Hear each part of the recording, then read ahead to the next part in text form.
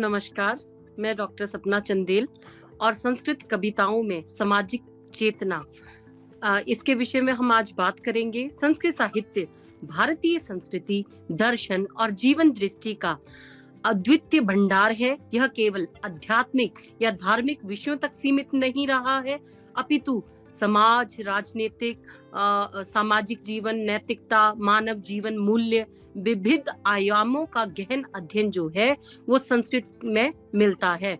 विशेष रूप से संस्कृत कविताओं में सामाजिक चेतना का अत्यंत सशक्त और संवेदनशील रूप देखने को मिलता है। यह चेतना न केवल समाज की समस्याओं को उजागर करती है, बल्कि हमें हमारे समाज को एक आदर्श जीवन जीने की, नैतिक मूल्यों की और सामाजिक समरसता का मार्ग प्रशस्त करती है।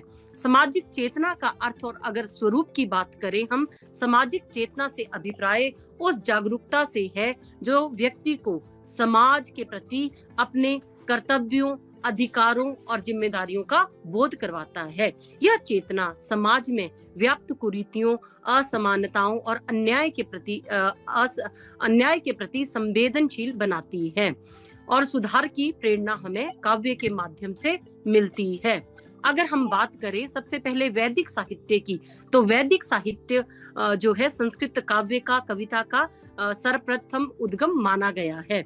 और इसमें अगर हम बात करें तो ऋग्वेद का अगर एक मंत्र है जिसमें कहा गया है समगच्छध्वम संवध्वम, यह मंत्र समाज में एकता और सामूहिकता का संदेश देता है। उसी तरह से कहा गया है सर्वे भवन्तु सुखिनः, सर्वे सन्तु निरामया, सर्वे भद्राणि पश्यन्तु, माँ कश्चित् दुख भाग भवेत्। अब यहाँ पर भी सबकी सुख की कामना की गई है, सबकी निरोगता की कामना की गई है, समाज को एक सूत्र में बांधा गया है। उसी तरह से अगर बात करें तो वसुधैव कुटुंबकम, सारी वसु को, वसु अर्थात पूर्ण पृथ्वी को एक समाज माना गया है, एक परिवार माना गया है, जिसके माध्यम से जीवन में आगे बढ़ने की प्रेरणा दी गई है। उसी तरह से जब हम रामायण और महाभारत महाकाव्यों का अनुशीलन करते हैं तो यहाँ पर भी सामाजिक चेतना अत्यंत स्पष्ट रूप में दिखाई देती है।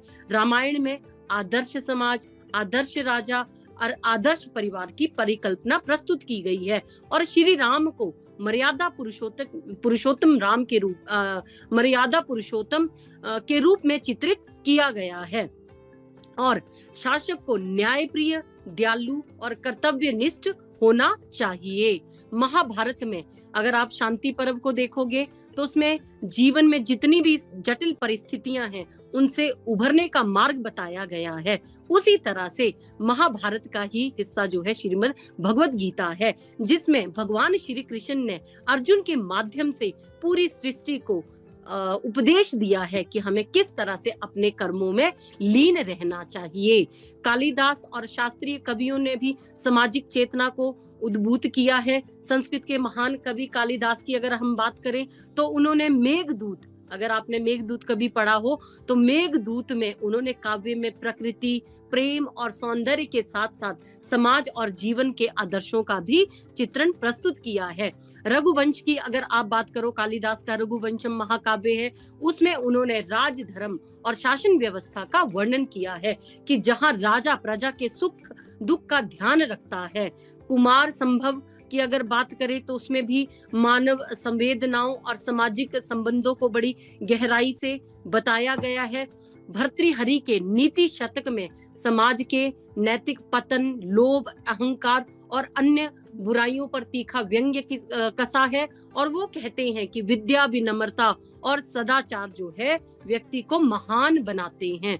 संस्कृत के अनेकों गीति काव्य हैं। अगर आज की बात करें तो आज पंचतंत्र की कहानियां जो हैं पुनः वापस आ चुकी हैं, लोग उनको पढ़ रहे हैं। हितोपदेश की अगर बात करें तो उसमें भी सामाजिक चेतना का अत्यंत व्यवहारिक रूप जो है दृष्टिगोचर होता है। ये कथाएं केवल मनोरंजन के लिए नहीं होती हैं, बल्कि इनके माध्यम से समाज को शिक्षा दी जाती है।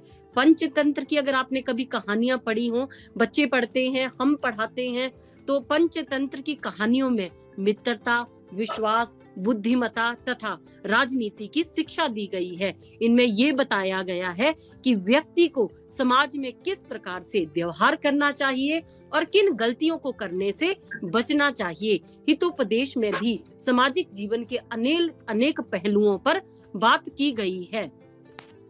तो मुझे लगता है संस्कृत कविता में सामाजिक बुराइयों का पुरजोर विरोध किया गया है।